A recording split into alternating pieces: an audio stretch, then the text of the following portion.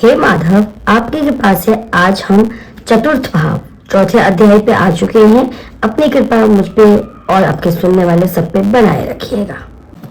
श्री भगवान बोले, मैंने इस अविनाशी योग को सूर्य से कहा था। सूर्य ने अपने पुत्र वैवस्वत मुनि से कहा और मुनि ने अपने पुत्र राजा इक्ष्वाकु से कहा। हे परंतप अर्जुन, इस प्रकार परंपरा से प्राप्त इस योग को राज ऋषियों ने ज्ञान जाना, किंतु उसके बाद यह योग बहुत काल से इस पृथ्वी लोक में लुप्त हो गया है।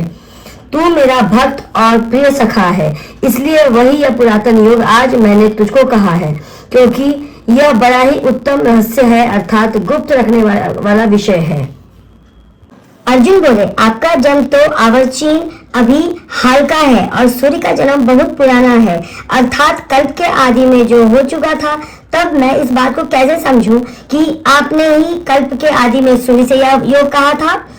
श्री भगवान बोले, हे परंतप अर्जुन, मेरे और तेरे बहुत जन्म हो चुके हैं, उन सबको तू नहीं जानता, किंतु मैं जानता हूँ। मैं अजन्मा और अविनाशी स्वरूप होते हुए भी तथा समस्त प्राणियों का ईश्वर होते हुए भी अपनी प्रकृति को अधीन करके अपनी योग माया से प्रकट होता हूँ।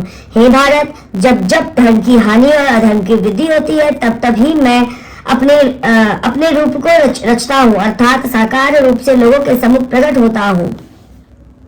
साधु पुरुषों का उद्धार करने के लिए, पाप कर्म करने वालों का विनाश करने के लिए और धर्म की अच्छी तरह से स्थापना करने के लिए मैं युग युग में प्रकट हुआ करता हूँ। हे अर्जुन, मेरे जन्म और कर्म दिव्य अर्थात निर्मल और अलौकिक हैं। इस प्रकार जो मनुष्य तत्व से जान लेता है, वह शरीर को त्याग कर फिर जन्म को प्राप्त होता है।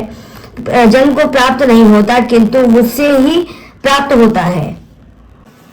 पहले भी जिनके राग भय और क्रोध सर्वथा नष्ट हो गए थे और जो मुझ में अनन्य प्रेम पूर्वक स्थित रहते थे, ऐसे मेरे आश्रित रहने वाले बहुत से भक्त उपयुक्त ज्ञान रूप तप से पवित्र होकर मेरे स्वरूप को प्राप्त हो चुके हैं। हे अर्जुन, जो भक्त मुझे जिस प्रकार भजते हैं, मैं भी उनको उसी प्रकार भजता हूँ, क्योंकि सभी मनुष्य सब प्रकार से मेरे ही मार्ग का अनुसरण कर रहे हैं।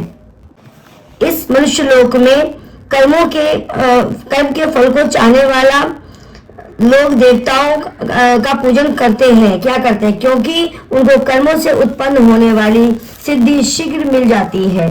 ब्राह्मण, क्षत्रिय, वैश्य और शूद्र, इन 4 वर्णों का समूह गुण और कर्मों के विभाग पूर्वक मेरे द्वारा रचा गया है। इस प्रकार उस सृष्टि रचना आदि कर्म का कर्ता होने पर भी मुझ अविनाशी परमेश्वर को तू वास्तव में अकर्ता ही जान।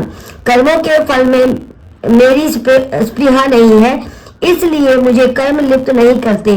इस प्रकार जो मुझे तत्व से जान लेता है, वह भी कर्मों से नहीं बंधता।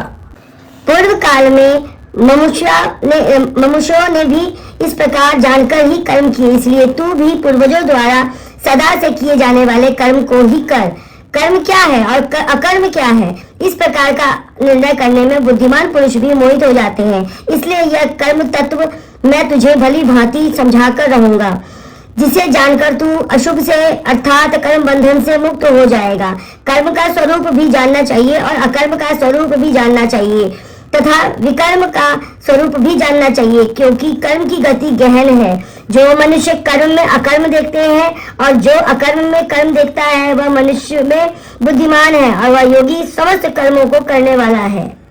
जिसके संपूर्ण शास्त्र सम्मत कर्म बिना कामना और संकल्प के होते हैं तथा जिसके समस्त कर्म ज्ञान रूप अग्नि के द्वारा भस्म हो गए हैं, उस महापुरुष को ज्ञानी जन भी पंडित कहते हैं। जो पुरुष समस्त कर्मों में और उसके फल में आसक्ति का सर्वथा त्याग करके संसार के आश्रय से रहित हो गया है, वह परमात्मा में नित्य तृप्त है। वह कर्मों में भली भांति वर्तता हुआ भी वास्तव में कुछ भी नहीं करता।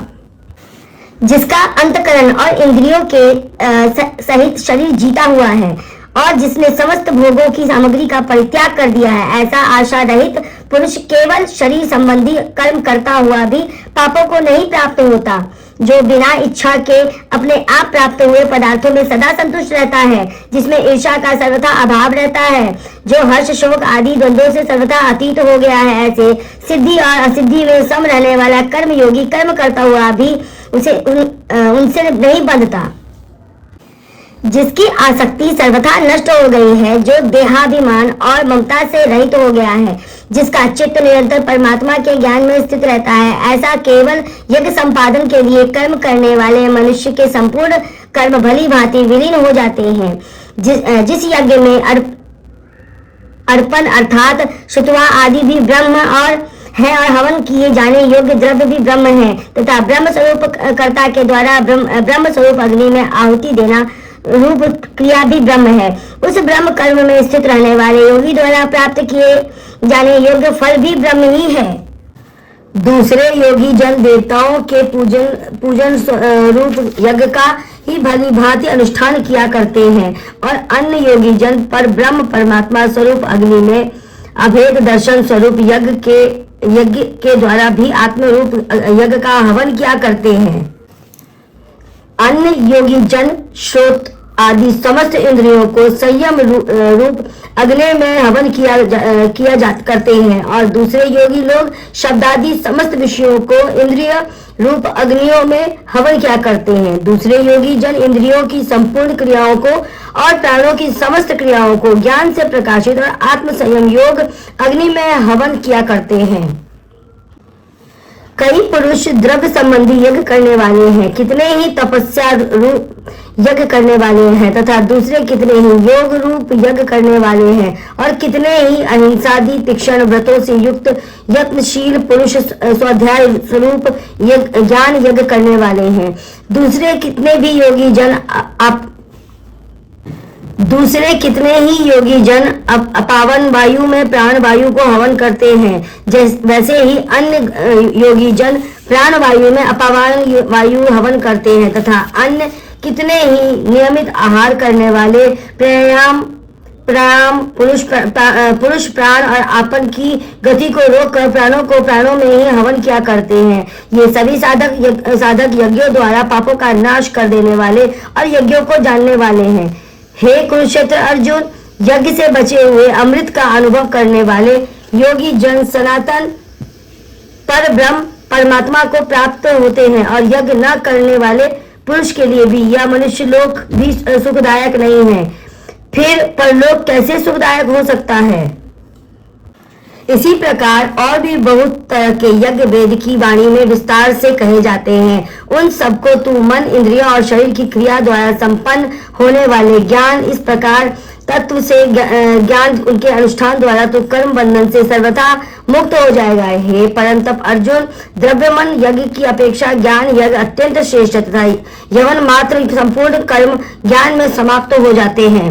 उस ज्ञान को तू तत्वदर्शी ज्ञानियों के पास जाकर समझ उनको भली भांति दंडवत प्रणाम करने से, उनकी सेवा करने से और कपट छोड़कर सफलता पूर्वक प्रश्न करने से वे परमात्मा को भली भांति जानने वाले ज्ञानी महात्मा तुझे इस तत्व ज्ञान का उपदेश करेंगे, जिनको जानकर भी तू इस प्रकार मोह को नहीं प्राप्त होगा। तथा हे अर्जुन, जिस ज्ञान के द्वारा तू संपूर्ण भूतों को निष्शेष भाव से पहले अपने में और पीछे मुझ सच्चिदानंद नंदन परमात्मा में देखेगा, यदि तू अन्य सब पापियों से भी अधिक पाप करने वाला है तो भी तू ज्ञान रूप नौका द्वारा निसंदेह संपूर्ण पापों समुद्र से भली भांति तर जाएगा।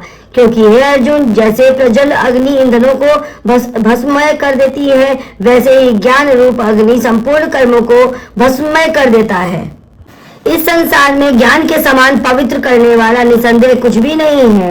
उस ज्ञान को कितने ही काल से कर्मयोग के द्वारा शुद्धांतकरण हुआ मनुष्य अपने आप ही आत्मा में पा लेते हैं। जितेंद्रिय साधन परायण और श्रद्धावान मनुष्य ज्ञान को प्राप्त होता है तथा ज्ञान को प्राप्त होकर वह बिना विलंब के तत्काल ही भागवत प्राप्ति रूप परम शांति को प्राप्त हो जाता है। विवेकहीन और श्रद्धा रहित संयुक्त मनुष्य परमार्थ से अवश्य भ्रष्ट हो जाता है। ऐसे संयुक्त मनुष्य के लिए ना तो यह लोक है और ना परलोक है और ना सुख ही है।